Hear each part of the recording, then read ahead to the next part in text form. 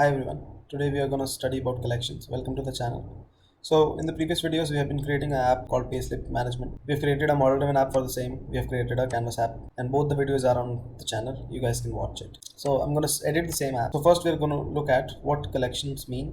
In simple terms, collections are nothing but a table which is in memory. So any table you are creating in memory would be a collection. It could hold everything which your data was table or SharePoint list. So in theory, collections hold same data as your tables hold, but they have a limited number of storage capacity. So it helps you store data in your app and load it via the flows. So you can store stuff in your collection via flows, create them manually or via the tables. So let's start. I have a table here. I want to create exactly this in my collections. So how would I create a manual collection? We'll study first manual, then from tables, and then from using Power Automate flows. So here in our app, I have a screen too. This is where I'm going to do something to show the collection. So what I'll do is first insert the gallery and keep that gallery ready for us. Now on this load of the screen, what I'll do is on visible, I will create my collection. There are two types of commands we can use. There is a command called collect or clear collect. So we'll use clear collect. Basically, clear collect means whenever that collection is created, whatever value it's already there in the collection gets cleared. Basically, that's the meaning. If you do a collect, then anything which you add inside a collect command will be added to that collection. So my first collection, this is my collection name, a comma, and then items. So adding brackets and this will add a blank element. So what I want is a number which is basically 1, right? And then we have a month, then we have start date.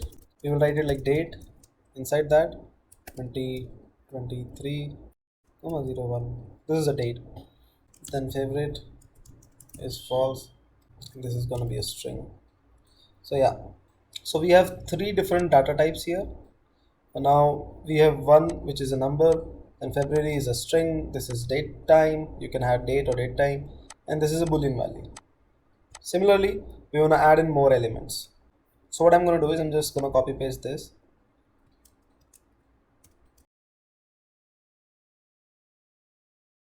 And then again. So these are the 3 elements I've added. And then this collection will be used here to show the populated values.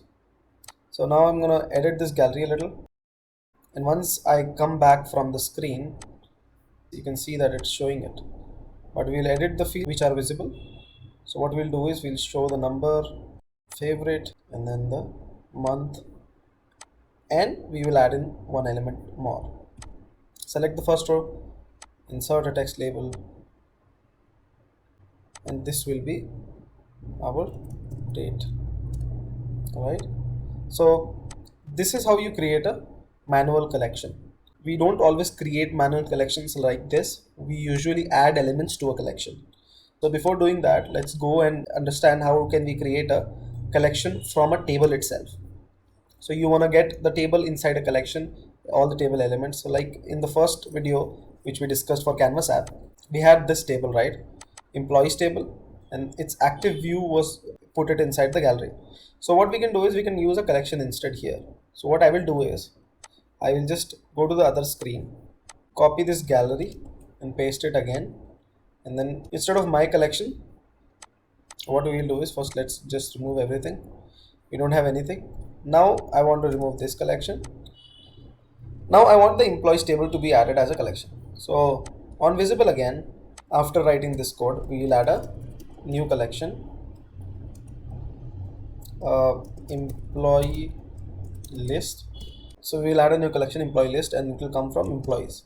So what you will see here is, if I come back to the screen, if I select this and show this, it's showing no data. If I go here and you see it's showing me all the records exactly from the system. I have only 2 records, so it's showing me 2 as of now.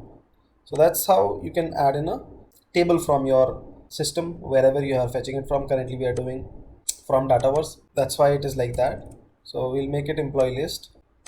Instead of blank, let's do a title. So yeah, you can see that we have the email IDs of the people, which is Sapna and Vikrant, I guess. Let's do a title subtitle, Vikrant and Sapna. Yeah. So these are the two ways. Now there is one more way you can add in a collection, which is going to be via Power Automate flow. So let me just quickly show you a Power Automate flow which I can create. We'll go to here and create new flow, and then add an element from dataverse and list items, list rows, again from employees, and then in here we will do a response,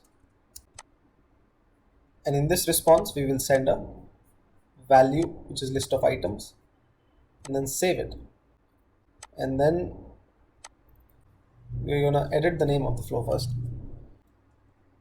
List employees flow. We're gonna make it list employees flow, and then save it, and then go back. In here we will add a new button. We will remove this. What we'll do is, and then we'll make it blank first of all to remove any errors. Now we'll add a button here. On the click of that button, I want that list to be populated. So we'll create another collection, clear collect employee list from flow, the flow name dot run.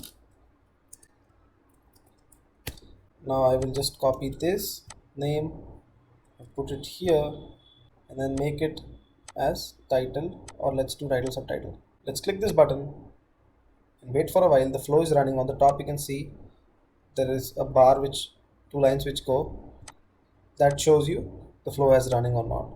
Now, so there is one thing which you have to make sure. Once we have run our flow for the first time, it will give us value. Now to remove that, we have to go to our flow and click on the history of the flows, go to detail and go to one of the histories. We need to get the schema of the response. So just copy this, Control A, Control C, and click on edit as soon as you've copied it, and then go here, expand it, go to advanced options and generate from sample and paste it here, and then click OK. It will generate a sample schema so that the response could be mapped to that. And once you hit save and go to your app and then refresh your flow,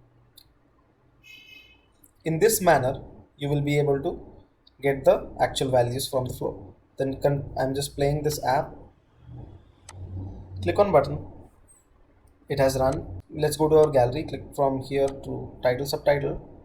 You can see there are some responses, but we will edit it and make it. Let's go here and see. This is same, right? We added the email ID. So these are the three ways you can create a collection from either directly a data source, directly from the flow, or manually yourself. Now we'll see how will we create a single element collection. So these are my values I want to populate inside a single collection.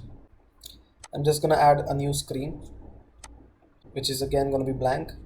Here on visible of that screen, or on click of a button, let's add a button.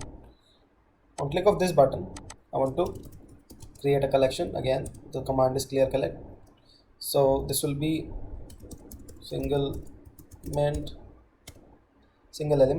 and then we will add in our elements, square brackets, bracket, and this 1, 2, 3, 4, 5, and this creates your single element collection. Let's add in a gallery. Then let's copy this over here, and the name is here. Let's change the type to only title and click the button, and you can see once I click this button, the collection is getting populated and we have our elements which we wanted. So this is how you add single elements. So what we'll do is we will try to add in an element to this collection.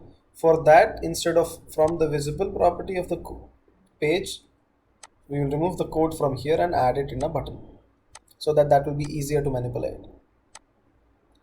Let's put it here, press the button, and it's populated. So what I want is, I want to insert an element inside this collection. There are two ways. Either you can create a new collection and bundle up all of the other collections inside a single one, like this. So we'll do a clear collect we'll create my first collection 2, and inside that I will add one row like this, and we will name it 4. I'm just copying the code from here. Yeah, so we have some elements now. I will clear this as well. I don't want to keep it here. I will make it blank. So the reason why I cleared this is I want, when I click this button, I want that new collection with the added element to show here. So let's go and the button. Now we'll create a third collection. Clear collect. My first collection combined, and then in here we will add in our my first collection here, and then collect. Let me explain you what this did. This code creates a new collection with 3 elements. This code creates a single element collection, and this code here clears and collects the data from the my first collection and puts it inside this variable. Once that is done, the collect command then takes the second collection and pushes it to the end of the elements. So it's fourth row which will be added inside the collection. Let's see and try to add in here. Once we've done it, let's add it like these 3 values and then click on this button. Now you'll see 1, 2, 3, and there are 4 rows here and 3 rows in here. So we added this collection, June collection, in the bottom. This is one way. There is one more way which results in the similar scenario, and it uses the patch function. Let's go and do that. What we will do is we will patch this first collection itself. So there is a command called patch. In here put in the source name, this is our source, comma the record. We have to write default of this, comma our elements. So instead of creating the collection, we can directly just put these value inside here. And if I go to the button and press the button, you can see that the same collection got appended by the values using the patch function. So these are the things you have to keep in mind. We usually prefer using patch, and as soon as it's patched, we don't need any new collection to be created. So instead of creating 3 collections, everything is inside a single collection. So that's it for the video, guys. Hope you liked it and you have understood what collections are. Thank you for watching.